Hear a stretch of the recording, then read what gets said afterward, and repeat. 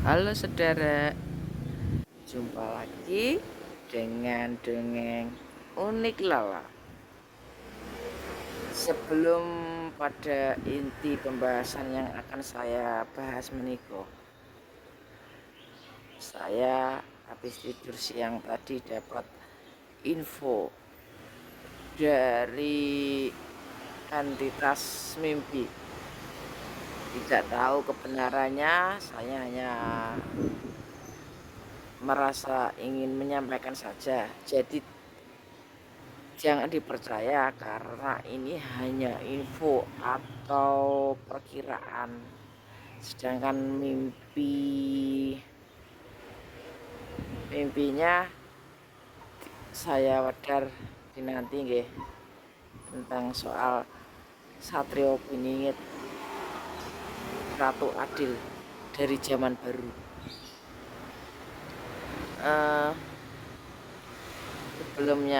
sebelumnya saya akan membahas tentang yang urun rembuk saya, gendur-gendur rasa saya bersama kakakku Tokok. Kakak ya, tentang si hitam dan si putih. Dalam jangka tidak asing bagi pengugem jangka Jayabaya nggih, gak asing lagi dengan ukara sileme perahu gabus kumambange watu item. Seperti halnya yang kita ketahui, batu itu kan berat dan perahu gabus ngambang ya. Sedangkan saya dalam pensilokan sesepuh atau jangka mulia meniko sileme kumambange watu item. Item adalah perwakilan dari Jawa. Kita ketahui para spiritual Jawa yang banyak difitnah kemuliaannya itu selalu memakai hitam. Makanya hitam seakan-akan adalah warna yang diantikan, seakan berbau kegelapan. Gelap dan hitam itu berbeda. Dan perlambangan kumambange watu hitam diibaratkan lagi adalah Jawa yang sudah tenggelam. Saatnya bangkit lagi. Jawa yang ditenggelamkan karena berat memang saat dicemplung ke neng jero banyu, neng jerone bengawan. Bengawan itu kumpulan air besar ya.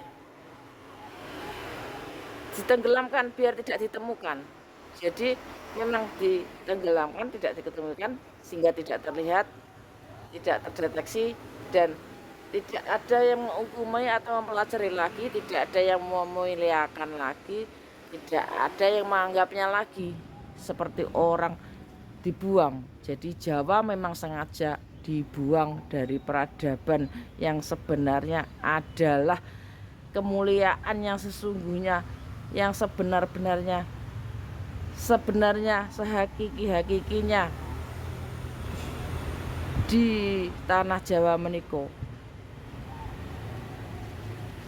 Dan saatnya muncul dengan istilah Sabdo Palonageni janji, yaitu Sang Semar saatnya sudah wungu, sudah bangun, dan di dalam menggembleng putra putri Nusantara meniko dalam pertaapannya yang semua orang tahunya tidur dan tidak kelihatan, tidak eksis, karena dalam menggembleng dan memilih bibit-bibit unggul untuk meneruskan dalam janji dan sumpahnya dengan Syekh Subakir 500 tahun yang lalu, menagih janji yang tanah Jawa ini yang dipinjam oleh perahu gabus yang menebarkan putih-putihnya itu akhirnya ditagih karena memang si putih ini meminjam dari Ratu Hitam, diperbolehkan.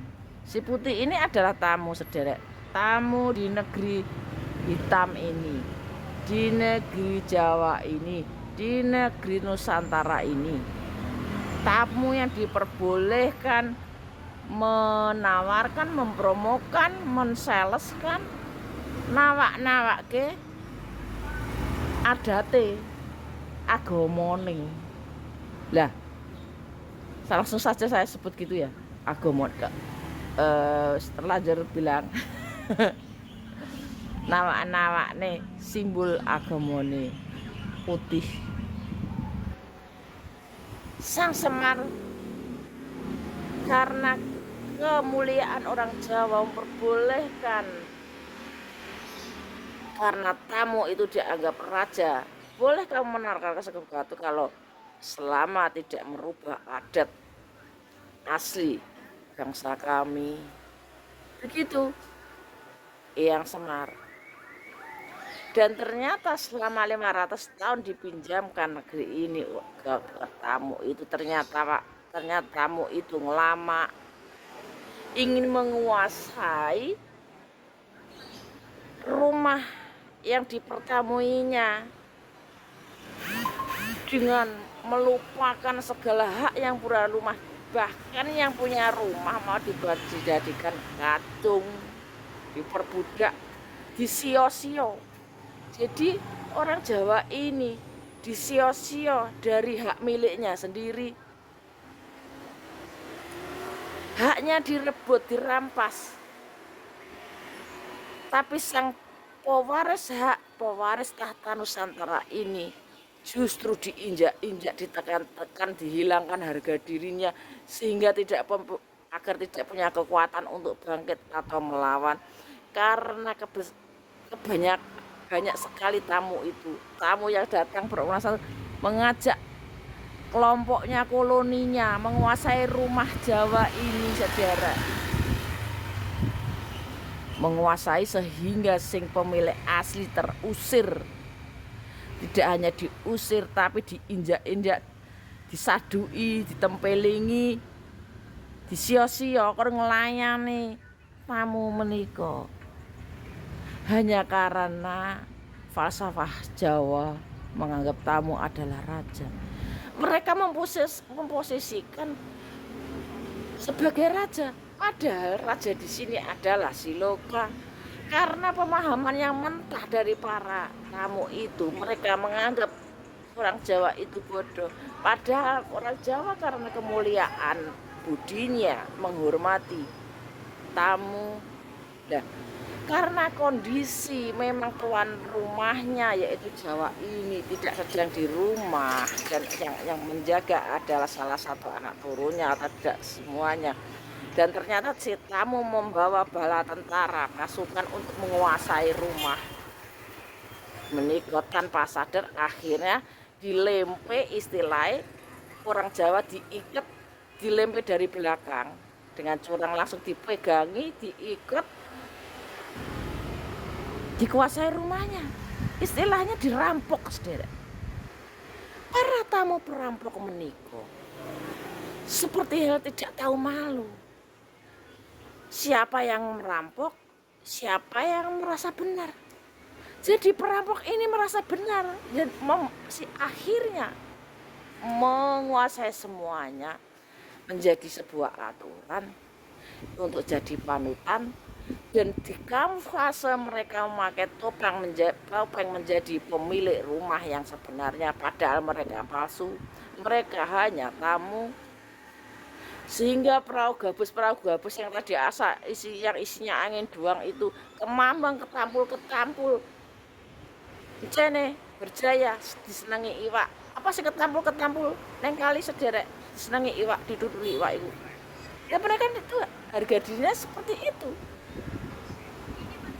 Seakan seperti itu, tidak punya kehormatan, bertopeng kehormatan pemilik rumah sejati meniko. Paham gak, saudara? dan para tamu yang diibaratkan seperti tanaman merambat meniko, semakin menguatkan akarnya. Tapi namanya tanaman meranggat, sedalam-dalamnya mereka mempunyai akar. Seperti tanaman yang menumpang menempel pada sekuat apa? Tidak sekuat pohonnya sebenarnya. Kalau orang Jawa itu diibaratkan itu beringin yang dianggap oleh para kaum pendatang, kaum Kurawa itu, kita sering dibilang musyrik. Tahu apa mereka? Bukankah mereka sendiri yang musyrik dengan bahasa mereka itu? Ya sederek, kita menghormati pohon dibilang menyembah pohon. Mereka sujud di belakang orang dibilang menyembah belakang orang, nggak mau. Keadilan di mana? Tidak ada kebijaksanaan dalam pengugem penyembunyi aib meniko, saudara. Di mana yang benar? Coba kita memakai ini kita. Benarkah itu? Mereka yang sibuk membuang angin, tapi yang dibasuh mukanya itu kalau membuang angin kan begitu. Kenapa yang dibasuh enggak jalan membuang anginnya, kenapa mukanya? Karena mereka sibuk pencitraan, seakan-akan kebenaran, seakan yang benar. Kebohongan di situ sudah dinyatakan, sederek. Meskipun dalam gerakan-gerakan tertentu adalah mengandung satu olahraga, tidak usah begitu dipaksa-paksa dengan kewajiban. Tidak siap memang. Pengugeman jadi jagat anyar itu memang kita manusia kuno, pemahaman kuno. Dari zaman akhir mereka tidak akan paham, tidak akan muat, karena mereka sudah terbiasa dengan doktrin sugesti dari leluhur mereka. Mereka sudah dipatok sejak awal untuk tidak cerdas. Sudah dipatok-patok, dikotak-kotak, diatur-atur, dikuasai, tidak punya kebebasan. Yang diperbolehkan hanya kebebaskan melampiaskan hawa nafsunya. Lihat, kebanyakan penganut justru golongan seks bebas, golongan itu pengagum duniawi, pencita-cita kepuasan dunia mereka. Mereka terlalu dilenakan oleh kenikmatan, sederek, dijanji-janjiin surga, kenikmatan, dan mereka takut. Apakah itu orang mulia? Kalau kita punya ini, meskipun seandainya mereka mengaku keturunan yang mulia, siapa? Keturunan nabi-nabi yang paling jos, sehingga mereka bebas melaksanakan dosa untuk kepuasan pribadi, menginjak-injak, menekan-nekan, mengikat orang untuk melancarkan hawa nafsunya. Apa itu benar? Pembenaran itu, saudara, bukan benar, pembenaran. Dan menyalahkan seperti biasa, yang benar justru disalahkan. Iku jeneng zaman edan ya iku lho, zaman saiki lho, saudara. Zaman edan itu ora iso mikir, darane zaman edan itu ini sudah tidak bisa untuk berpikir. Semua hanya melampiaskan hawa nafsunya. Bisa dipikirkan sendiri. Karena di jagat anyar agama itu di sini, saudara. Selama agama itu menuntun kita ke arah yang lebih baik, itu yang benar, tidak harus merek mana. Ibaratnya brand ini, tidak bisa yang mengklaim ini yang terbaik. Seperti tas-tas itu nggak bisa, hanya menang di merek, saudara. Yang lain pun nggak ada merek, misalkan kualitasnya mungkin lebih bagus, bahannya lebih mahal, lebih sulit, jarang sekali diminati karena tidak bisa untuk dipamerkan. Saya bilang si Putu ini si tukang pamer.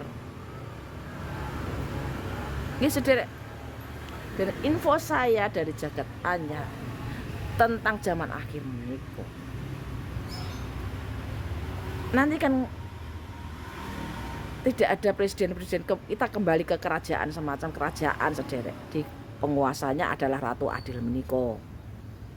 Sudah tidak ada fraksi-fraksi, ormas-ormas tidak ada saudara, dibubarkan karena kelompok-kelompok semacam itu hanya untuk penguasa pencari keuntungan sendiri, untuk kekayaan pribadi, hanya memakai pura-puranya wakil rakyat.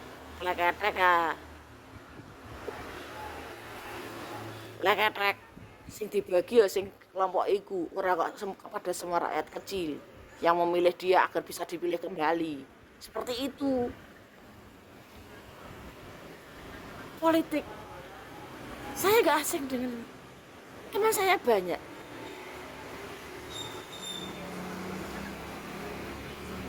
Dan saya tahu betul, karena saya masuk ke situ adalah untuk mempelajari gimana sih mental orang, tidak sekedar kabar yang menyelimuti. Ternyata orang-orang nggak ada yang bener, orang itu isinya hanya orang serakah, gila kekuasaan, gila kedudukan.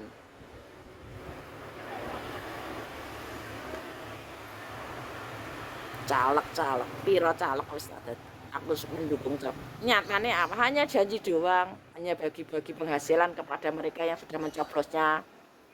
Ya seperti itu, dan suatu akan mencoblos lagi. Jadi kayak itu toh. Apa mereka mikir rakyat kecil? Kalau di pencitraan dipamerkan iya. Tapi saya tidak menyalahkan itu. Memang kondisinya zamannya lagi koyok ngono. Dan info saya dari Jagat Anyar adalah yaitu tidak ada lagi golongan ormas, fraksi dan sebagainya. Karena akan kembali ke zaman kerajaan. Memang mungkin masih ada pemimpin-pemimpin, presiden, tapi posisinya tidak seperti itu. Yang memilih dan berwenang saat ini rakyat itu yang memilih ya si Ratu Adil Meniko,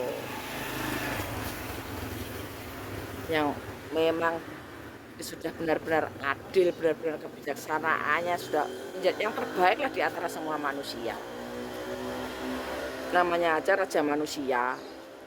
Kalau masih ada sedikit saja sifat buruk yang bisa merugikan atau tidak mementingkan rakyat kecil, itu namanya bukan Ratu Adil, KW pun tidak layak. Karena Ratu Adil Satrio Piningit itu yang diunggul-unggulnya adalah rakyat kecil. Dicintai rakyat kecil dari hati, tidak dicintai karena telah memberi uang, tidak.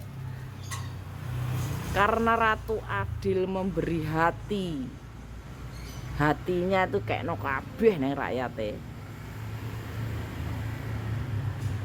nggak menarik upeti nggak apa, yang memberi karena bagian seorang ibu memberikan semua ke anak-anaknya, bahkan kalau bisa darahnya diberikan, nyawanya diberikan untuk kemakmuran rakyatnya, kebahagiaan anaknya. Siapa anaknya? Ya rakyat kecil seperti kita. Mungkin bukan Anda, karena Anda merasa besar sehingga bisa nyinyir. Oke?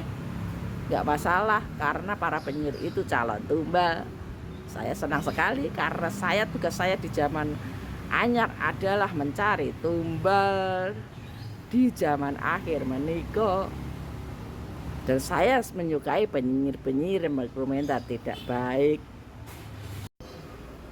Saudara, saya berterima kasih karena ungkapan-ungkapan sederek memang membutuhkan wedaran dari saya yang menyimak video-video saya. Saya berterima kasih atas dukungannya. Dukungannya sangat memberi energi pada jiwa saya, sederek, bahwa wedaran saya ada gunanya, ada manfaatnya. Karena itu, sederek, saya memberikan wedaran ini lebih panjang dari biasanya dengan hati lega, ikhlas saya, sehingga saya memedar lebih lama dengan tentunya isi juga lebih banyak, lebih isi. Semoga para penyimak diberkahi dengan kesehatan. Dan ini adalah seperti yang saya wedar kemarin-kemarin, ini adalah malam terakhir penitisan, sederek. Malam nanti adalah malam terakhir leluhur mencari wadahnya. 3 hari kemarin sudah, dan kemungkinan yang terakhir yang mendapat giliran belakang juga akan menitis air ke wadah-wadah tertentu yang sudah menjadi incaran, dan akhirnya rasa sakit kita semua akan segera, istilahnya itu, kepompongnya udah mau perocot, sederek. Kepompongnya udah mulai akan dibuka, keluar menjadi kupu-kupu seperti satria piningit, sederek. Dan pembedahan dari kepompong menikot dibuka sedikit-sedikit, full keluar itu adalah malam ini, dimana kepompongnya si ulat menikah akan terlepas dan dibuang, sudah berubah menjadi kupu-kupu. Bagi sederek baik, para kesatria sahabatku semua yang selama ini telah mendukung saya, kabar gembira mereka bisa dinikmati. Pada akhirnya kita selesai semuanya, tinggal menunggu hari-hari tenang kita, menanti sang peningit menikah dipaesi, atau istilahnya kalau mau jadi mantan itu 3 hari sebelumnya juru puasa, tidak boleh keluar rumah, seperti itu dipingit. Seperti lagu tembang Lir Ilir dari Sunan Kalijaga. Lir ilir tandure wis sumilir, tak ijo royo tak senggup pengantin anyar. Cah angen penek ke blimbing kuwi pek lunyu penek ne kanggo mbasuh dodotira. Dodot menika itu pakaian yang bedah, membersihkan. Saatnya dilepas, dicuci, diganti pakaiannya. Nggih sederek, jika panjenengan mungkin yang belum, kalau menunggu konten saya di beranda Anda kelamaan, sederek, coba jenengan semua kalau ingin mendapat pemberitahuan, tekan lonceng, subscribe dan tekan lonceng, itu tanda pemberitahuan, sederek. Jadi nggak usah nunggu di beranda, nanti panjenengan akan diberitahu kalau saya sudah tayang video mengatakan sederek matur sembah nuwun semua energinya.